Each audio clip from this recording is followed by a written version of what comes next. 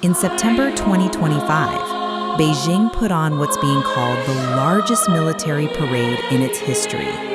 Tanks rolled, soldiers marched in perfect synchronicity, and the skies over Tiananmen Square roared with the sound of new fighter jets. The event officially marked the 80th anniversary of Japan's defeat in World War II. But the message sent to the world was firmly about the future, not the past. For years, analysts have tracked China's military modernization. The People's Liberation Army, or PLA, has been transforming itself from a large but old-fashioned force into a capable modern military. This parade was a carefully choreographed spectacle designed to showcase that transformation. It featured everything from hypersonic missiles to robotic dogs. So today, we're going to break down what was unveiled at this massive parade, what these new weapons mean for the global balance of power, and whether the hype matches the reality. Is China's military truly the pacing threat that U.S. officials claim it is? Let's dig in. First, let's talk about the hardware. This wasn't just a replay of old equipment. China used this parade to reveal a stunning amount of new and advanced weaponry for the very first time. One of the biggest headlines was the display of new intercontinental ballistic missiles, or ICBMs.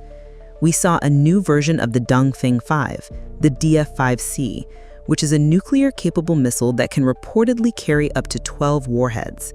State media claims it has a range of over 12,400 miles, putting the entire continental United States within its strike reach. Also on display was the mobile-launched DF-61 ICBM. Together with new air and sea-launched missiles, this parade marked the first time China has shown off its complete land, sea, and air triad of strategic nuclear forces. Then there were the hypersonic missiles. These weapons are a major concern for naval forces worldwide because they can evade traditional defense systems. China showcased several YJ, or Eagle attack missiles, designed to destroy large ships at sea. The most notorious of these is the YJ-21, nicknamed the Carrier Killer. Alongside these were missiles like the Dongfeng 26D, which has been dubbed the Guam Killer for its ability to target U.S. military bases in the Pacific. But it wasn't just about missiles. The parade gave us a glimpse into what China calls intelligentized warfare. For the first time, all active-duty versions of China's fifth-generation stealth fighters flew together. This included multiple variants of the J-20 Mighty Dragon and the J-35 carrier-based jet that bears a striking resemblance to the U.S. F-35. One standout was the J-20S, the world's first twin-seat stealth fighter jet. Chinese state media says the second crew member can manage electronic warfare and, crucially, guide unmanned aircraft flying alongside it. This is a fundamental part of what China does in terms of military technological development. Then the ability of the PLA to respond to any contingency effectively and efficiently. And speaking of unmanned systems, the parade was full of them. We saw a massive fleet of AI-powered drones. These ranged from the GJ-11 stealth attack drone, which can fly with conventional jets, to the giant AJX-002 submarine drone, an extra-large uncrewed underwater vehicle, or XLUUV, designed for reconnaissance. China is now operating the world's largest XLUUV program. These systems show that Beijing has been paying close attention to lessons from recent conflicts like the Russia-Ukraine war and is investing heavily in autonomous technology. We said at the time, okay, China's moved very quickly into a strong position. We're likely to see China move into the top 2 or 3 exporters.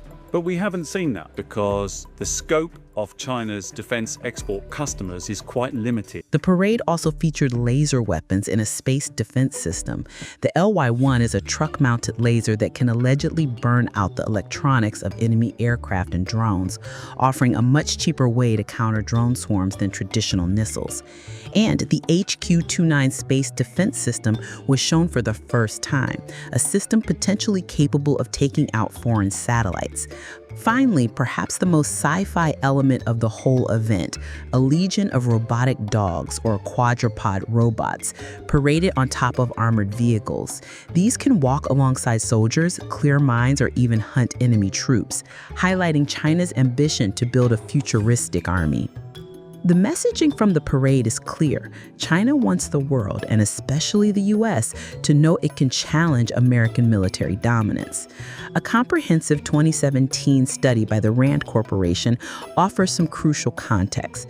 It shows that while the U.S. held a major advantage in almost every area in 1996, China has rapidly closed the gap, particularly in scenarios close to its mainland, like a potential conflict over Taiwan.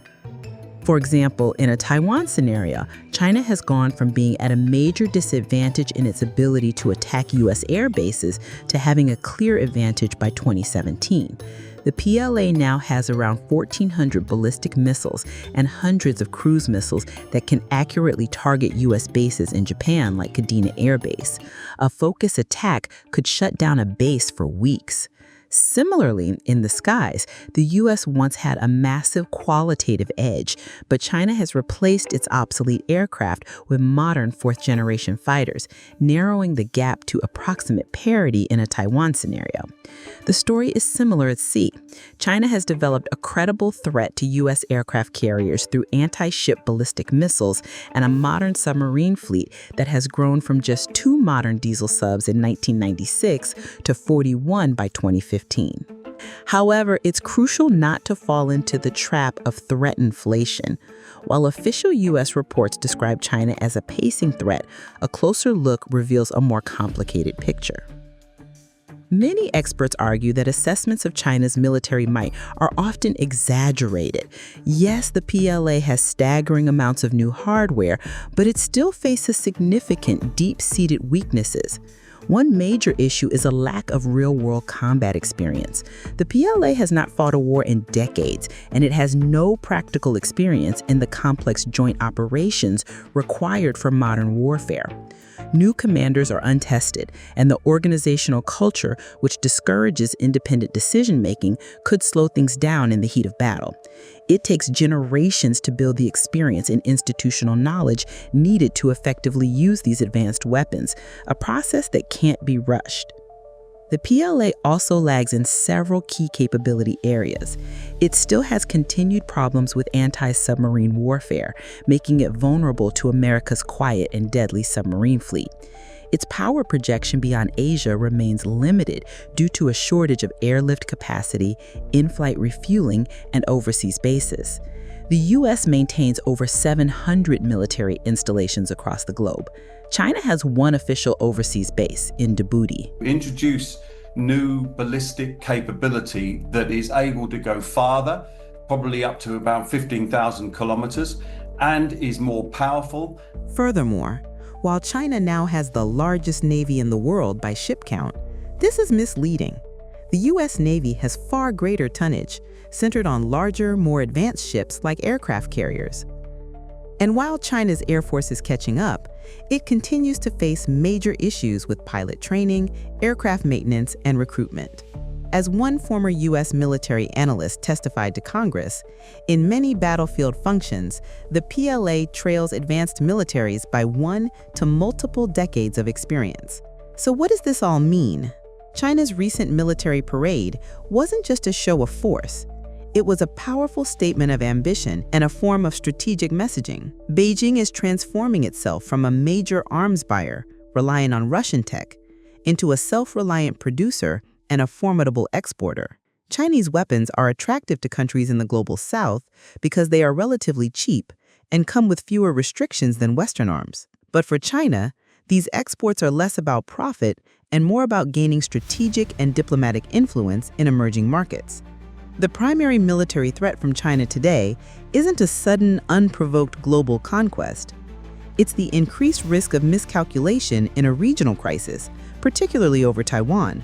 Ultimately, the challenges posed by China's military rise are deeply political, and cannot be solved by military means alone. Framing China as a 10-foot-tall existential threat can be counterproductive. It fuels a dangerous security dilemma, closes off opportunities for cooperation on global issues like climate change, and diverts vast resources into an open-ended arms race. China's 2025 parade was a wake-up call.